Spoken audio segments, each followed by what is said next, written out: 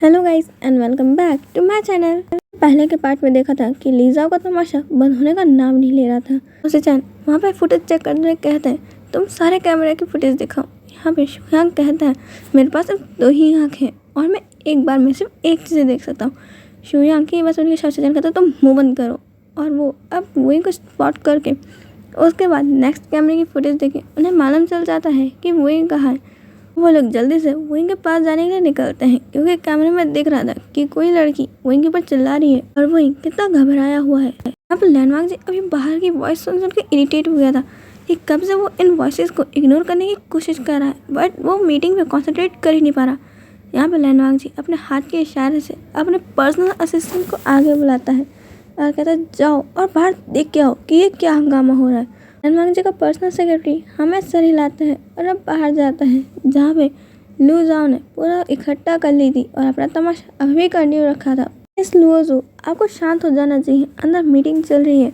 यहाँ पे लूजो चिल्लाते हुए हाउ डेयर यू, तुम्हें मुझसे बातें करने से पहले मुझे ग्रीट करना चाहिए और तुम्हारी इतनी हिम्मत, तुम मुझसे नज़रें मिला के बात कर रहे हो। तुम जानते भी हो मैं कौन हूँ और मेरा डैड कौन है। हम फिर धीरे से कहता है अगर मैं नहीं जानता होता तो नाम कहाँ से कहता। यार ये अमीरों की भी अलग परेशानी है, खुद का नाम याद रहता नहीं है और बार बार सबसे एक ही डायलॉग ठोकते हैं। तुम जानते भी हो मेरा नाम क्या है, इन्हीं का यही नाम रख देना चाहिए।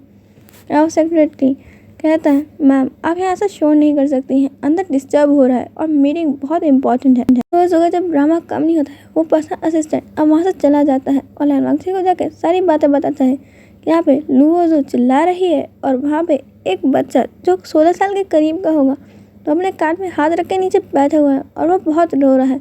हमें समझ नहीं आ रहा है कि क्या करें क्योंकि मिस लूजो कुछ सुनने को खा ही नहीं है। जन कहते हैं हमें एक बार बाहर चल के देख लेना चाहिए।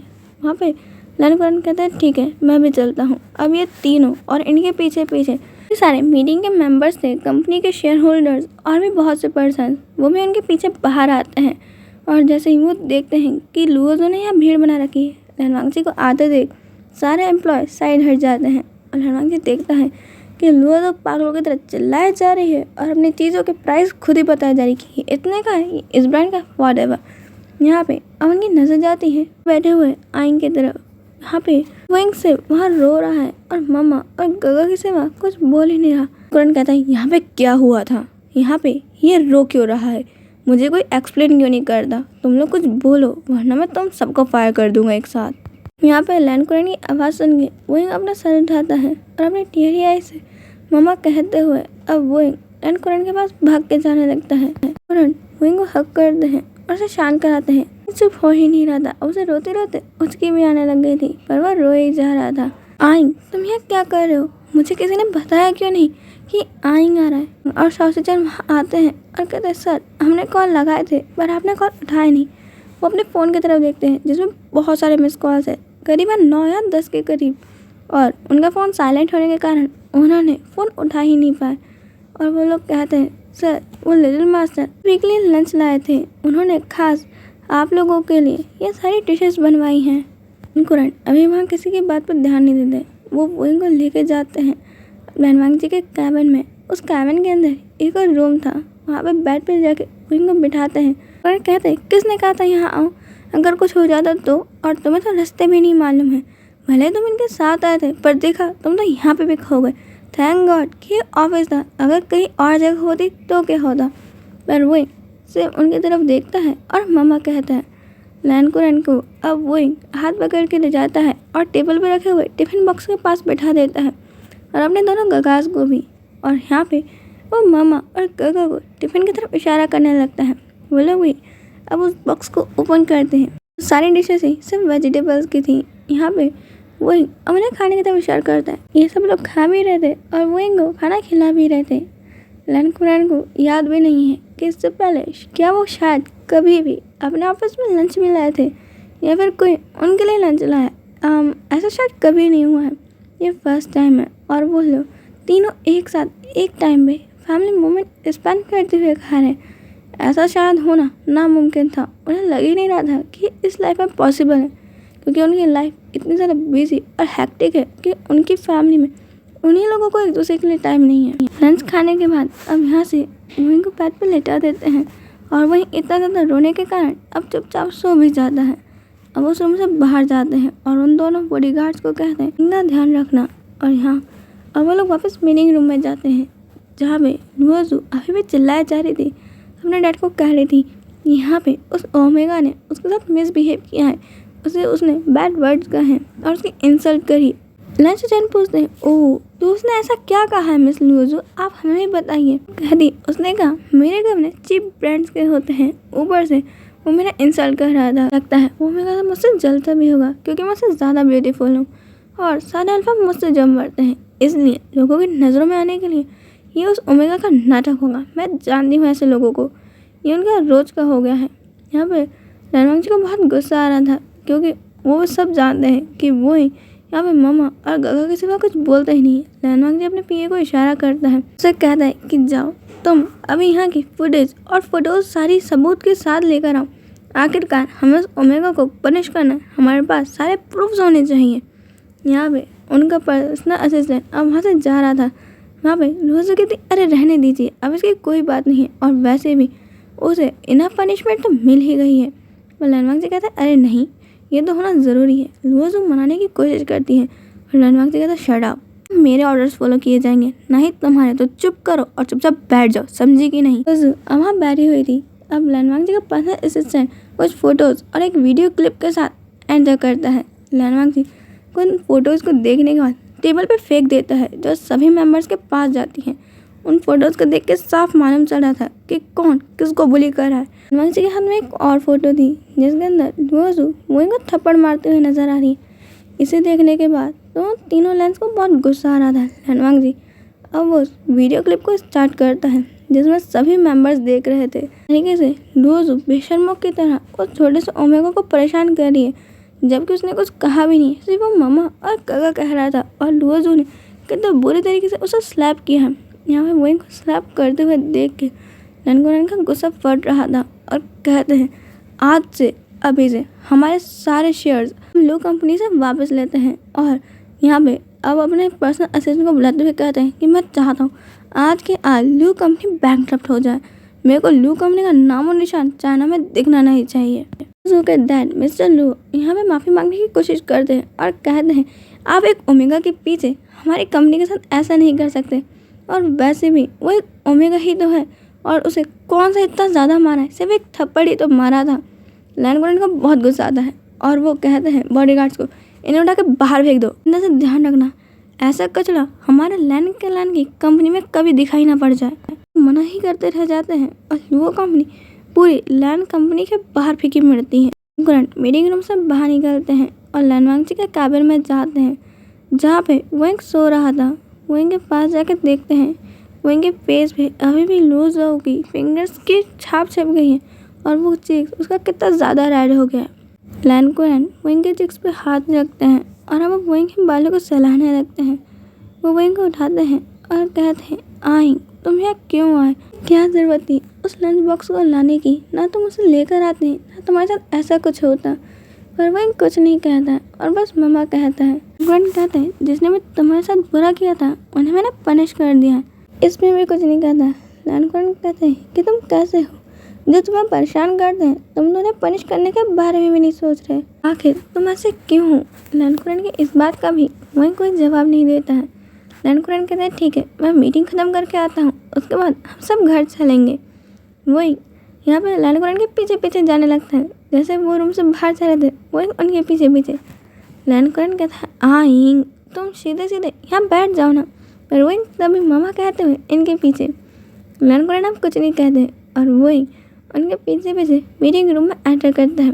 लोग वहीं को देख के शॉक थे क्योंकि यहाँ पे वो पहले बहुत ज़्यादा ब्यूटीफुल और खूबसूरत है और उसकी स्माइल वो एक स्माइली फेस से लैनगोरन के पीछे चल रहा था। वही उनके पीछे कुछ कहते हुए चल रहा है, वो लोग क्लियरली सुन नहीं पा रहे थे। जब वो सुनते हैं वही ने कहा मामा, और इसे सुन के उन्हें जोर का झटका इतनी ज़ोर से लगा था कि सभी क्लास लीडर्स को पानी पीना पड़ा। उसके बाद भी उनकी मुंह और आंखें फटी की फड़ी रह गई। लैनगोरन कहते हैं एक असिस्टेंट को एक और सीट लगे यहाँ रखो क्योंकि वही उन्हीं के बाजू में बैठेगा। अब वहाँ पे एक और चेयर का अरेंजमेंट किया जाता है और वही वहाँ बैठ जाता है। वही उस पूरे मीटिंग रूम में बस चीज़ों को घूर रहा था और चीज़ों से खेल ही रहा था। उनके प्रेजेंटेशन खत्म होने के बाद लैन कुरैन कुछ कंपनीज को चूज करते हैं। वो तीनों लैंस आइंग के साथ ऑफिस से बाहर निकलते हैं। ये मीटिंग खत्म हो चुकी थी और अब वो लोग अपने घर के लिए निकल रहे थे। वेवशन के बॉडीगार्ड भी उनके पीछे ही थे। ये सब जाते हुए काफ़ी ज़्यादा अट्रैक्टिव लग रहे थे। कोल्ड फेसेस के बीच में एक क्यूट सा हंसता हुआ चेहरा और उनके पीछे दो ऐसे पर्सन जिनके बारे में सिर्फ एक ही चीज़ कहा जा सकती है, सभी हैंडसम लोगों के बॉडीगार्ड्स इतने हैंडसम होते। ओह गॉड, आपने सारा जुल्म हम ही पे क्यों ढाया है? ऐसे बंदे मेरे को नॉर्मल और रियल लाइफ में क्यों नहीं मिलते? यानी एम्प्लॉयज़ के यही ख्याल थे। और वहाँ ओमेगास तो सिर्फ इन दोनों बॉडीगार्ड्स के ऊपर और लैनवांग जी और लास्टेन पर नजरें गाड़ी हुई थी। और अल्फाज को तो शायद दिन ही बन गया था, इतनी खूबसूरत ब्यूटी जो देखने को मिल गई। से बाहर जाते ही यहाँ पे शाओ से चल उनके लिए डोर ओपन करता है कार का और वो सब जाके बैठ जाते हैं। लैनवांग जी वहाँ पे सिक्योरिटी गार्ड्स को कुछ समझा रहा था और वो कार की विंडो खोल के बाहर देख रहा था। विंडो से बाहर देखने में उसे बड़ा मज़ा आ रहा था। ये तभी वो देखता है कि एक पर्सन के हाथ में गन है और उसने टैडी पकड़ा है और टैडी के पीछे उस गन को छुपाते हुए लैनवांग जी की तरफ पॉइंट कर रहा है। वही देख के डर जाता है। वो गगा गगा चिल्लाता है तो लैनस्टेन कहते हैं आइंग अभी लैनवांग जी आ जाएगा, तुम्हें उसे बुलाने की ज़रूरत नहीं है, वो बस थोड़ी देर में आ ही रहा है। और यहाँ पे कोई भी वोइंग के इशारे ना उसकी बातें समझ पा रहा था। डोर ओपन करता है और लैनवांग जी की तरफ जाने लगता है। कोई गन शूट की आवाज़ आती है। लैनवांग जी पलट के जब तक देखता वोइंग उसे धक्का मार चुका था और वो गन वोइंग के हाथ के करीब से जाती है। लैनवांग जी शॉक था और बॉडीगार्ड अब उस गन शूटर के पीछे पड़ चुके थे। वोइंग नीचे बेहोश होकर गिरने लगता है कि लैनवांग जी उसे थाम लेता है। वोइंग को बेहोश होता देख लैनवांग जी उसे उठाने की कोशिश करता है पर वोइंग कुछ बोल ही नहीं रहता। पहले गन की साउंड और गन को देख के वोइंग काफ़ी घबराया हुआ था और यहाँ पे अब गन वोइंग के हाथ से छू के गई थी।